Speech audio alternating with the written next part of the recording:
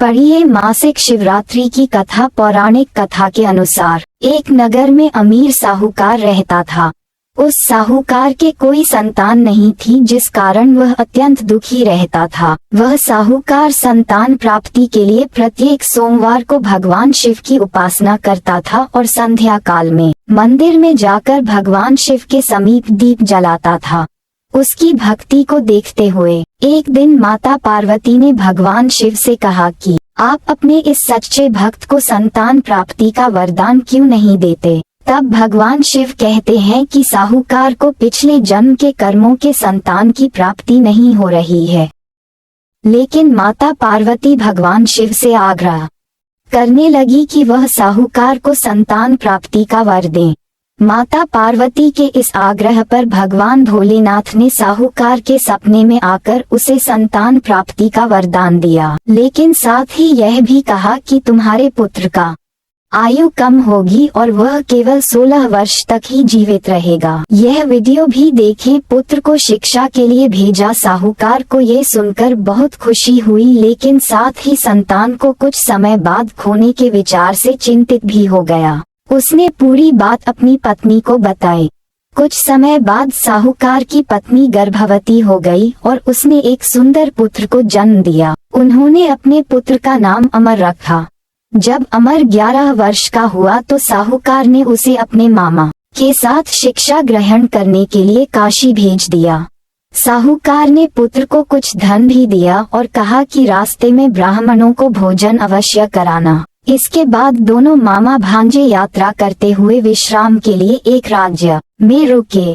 जिस राज्य में वह रुके वहां पर एक राजकुमार और राजकुमारी का विवाह हो रहा था, लेकिन वह राजकुमार काना था और यह बात किसी को पता नहीं थी। राजकुमार के पिता को इस बात की चिंता हुई कि अगर राजकुमारी को ये बात पता चल गई तो वह विवाह नहीं करेगी। तब उस राजकुमार के पिता ने साहूकार के पुत्र को देखकर उससे राजकुमार की जगह मंडप में बैठने का आग्रह किया।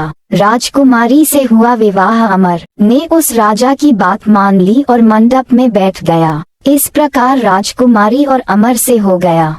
विवाह के बाद बालक अपने मामा के साथ काशी के चला गया और जाते जाते उसने राजकुमारी को सारी बात बता दी। सच जानकर राजकुमारी ने उस राजकुमार के साथ जाने से मना कर दिया। कुछ समय बाद वह बालक 16 वर्ष का हो गया। तब उसके मामा ने एक यज्ञ का आयोजन किया। यज्ञ के बाद उन्होंने ब्राह्मणों को भोजन कराया और दान दक्षिणा दी। इसके बाद बालक की तबीयत खराब होने लगी और वह मूर्छित होकर जमीन पर गिर पड़ा। इस दौरान उसकी मृत्यु हो गई। ये देखकर मामा जोर जोर से विलाप करने लगा। उसी समय भगवान शिव और माता पार्वती उस मार्ग से गुजर रहे थे। तब माता पार्वती ने भगवान शिव से आग्रह किया कि वो उस व्यक्ति का कष्ट दूर करें।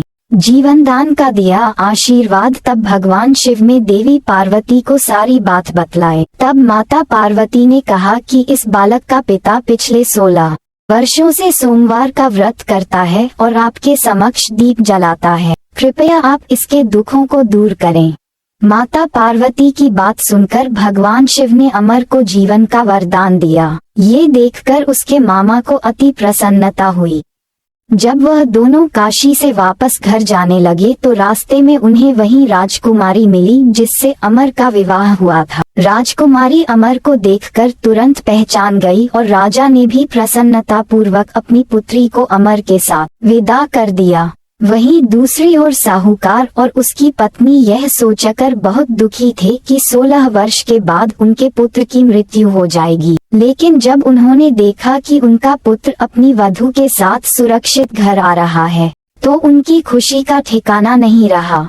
इस प्रकार भगवान शिव की निरंतर उपासना से साहूकार को न केवल पुत्र प्राप्ति हुई बल्कि उसे जीवनदान भी मिला।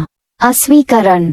इस लेख में बताए गए उपाय, लाभ, सलाह और कथन केवल सामान्य सूचना के